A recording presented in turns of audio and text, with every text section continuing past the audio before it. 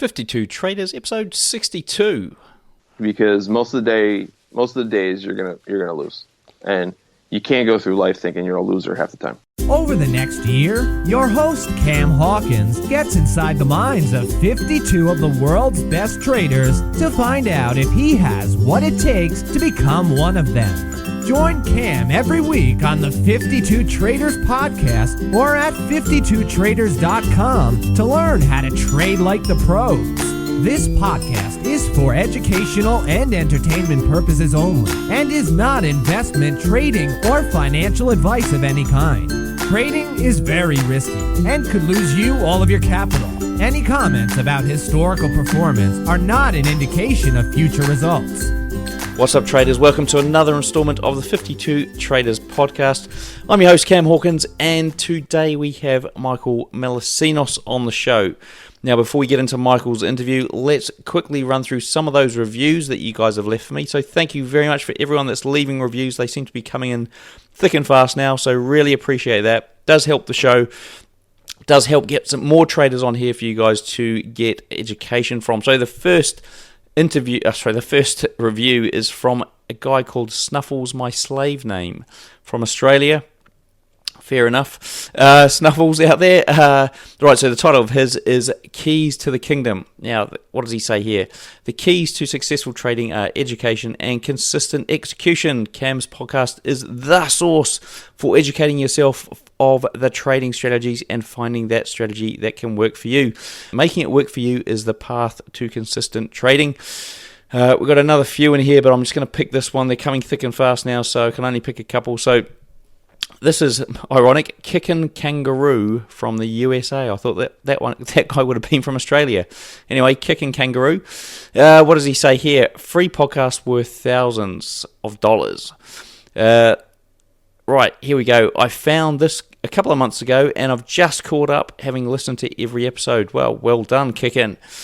Before you go out and spend money on trading seminar or buy lots of books, do yourself a favor and listen to this podcast. Due to the variety of traders, you're sure to learn more about systems and timeframes and how they relate to you. From there, you can determine where you want to spend your money, and you'll probably know who you want to teach the course to.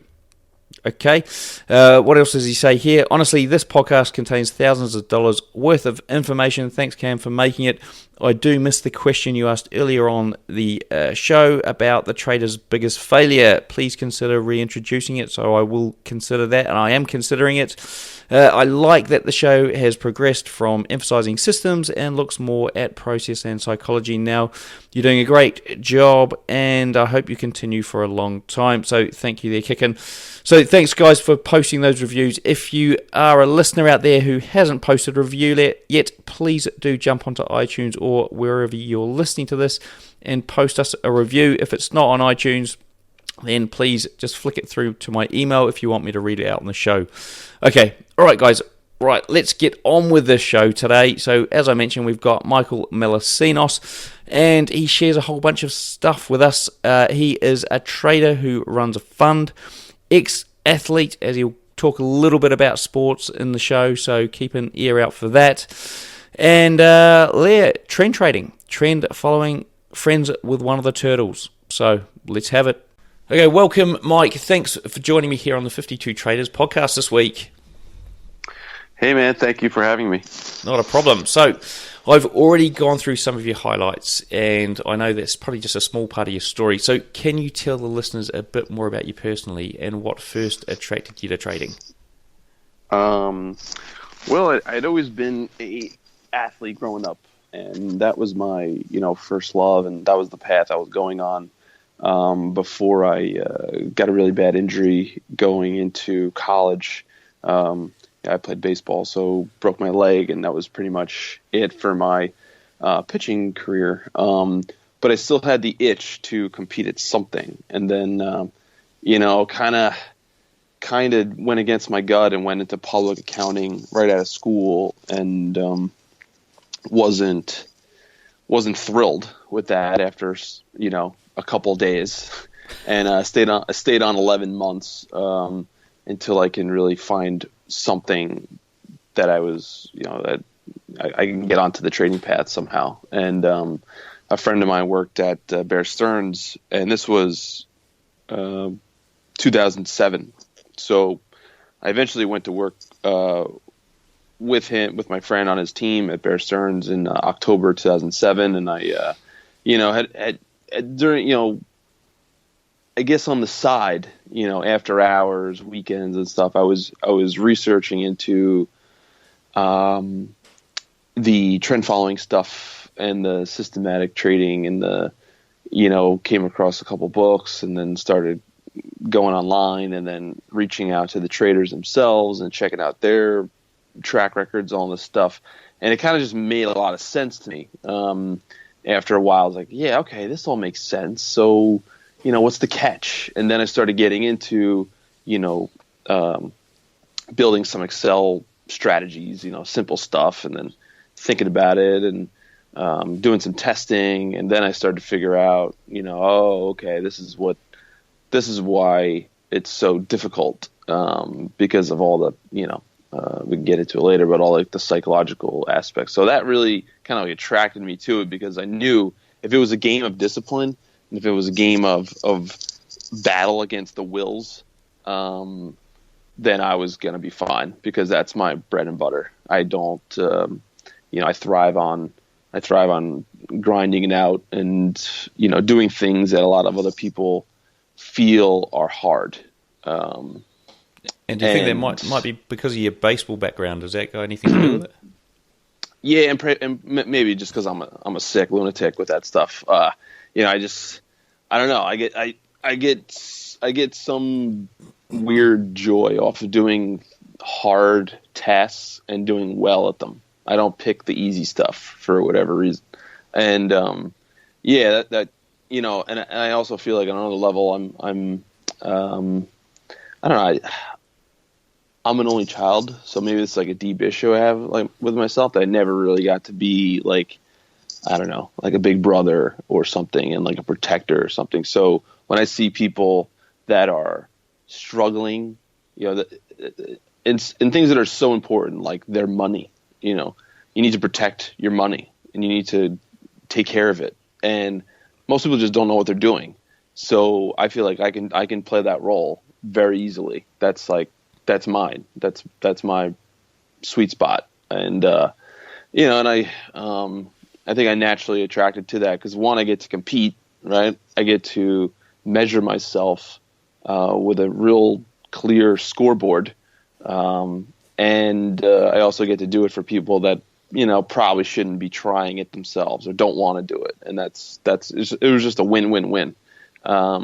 So during my time at Bear, during the crisis, because I started in October 2007, and 6 months later, Bear Stearns was gone.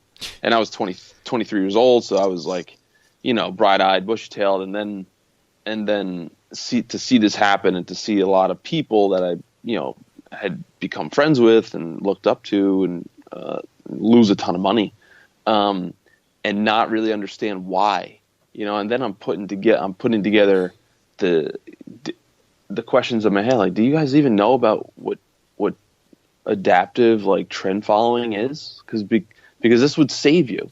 Like, I just felt like, am I the only one who doesn't? Am I missing something?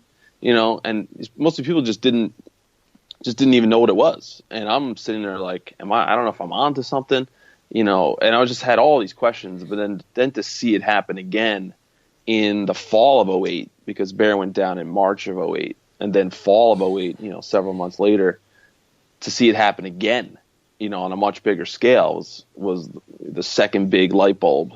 Was like, okay, all right, people just don't know what they're doing, and I need to get serious here, because this isn't going to happen to me. I'm not going to be 50, 60 years old and lose all my money, and just blindly hope that my company is going to be around forever. Blah blah blah blah. It's like, I know I need to kind of take the bull by the horns and do my own thing. So that kind of set me off. That was definitely the light bulb, the spark to, all right, let's get it going. And also during that time too, because Trend Follower was doing really well, and that was the real time proof. I mean, in the past, looking at it on the side, looking at the track records, you can't really.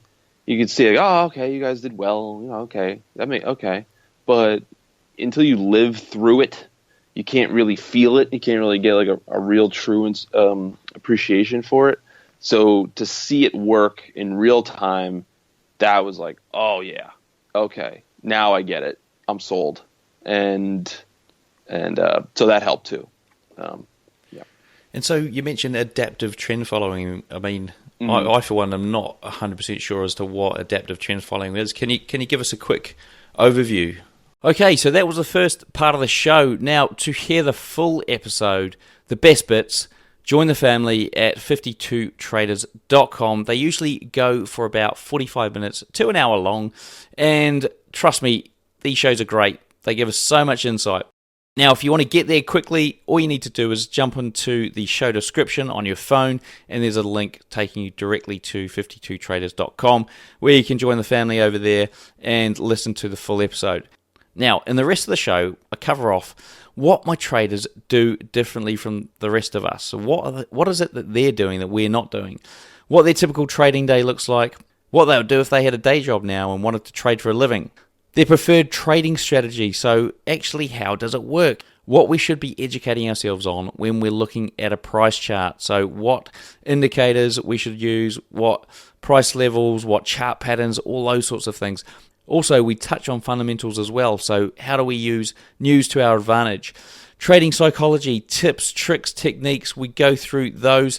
Exiting trades, managing trades that you've got running, so we talk about their strategies. They give you strategies for exiting and managing trades. Books to read, websites to visit, all the best ones. Something that you should try and master over the next month, the broker and platform they use. And finally, last but not least, they give us a full trading strategy, so something you guys can try out at home on your PC this week in the markets if you wish. Now, to get the full episode, you need to jump onto 52traders.com, join the family. As I said, it usually goes on for 45 minutes to an hour, and there's a link in the show description, so if you're on your phone, just jump on there, tap the link, and it'll take you straight to 52traders.com. Now, if you're thinking about learning to automate any of your trading, hiring a developer, learning to code, that sort of thing, then before you do that, jump onto my other website, automatemytrading.com. So if you're interested in automating some or all of your trading, then jump onto automatemytrading.com and you'll see me over there. For now, to hear the rest of this episode, all you need to do is click on the link in the show description or go to 52traders.com. See you there.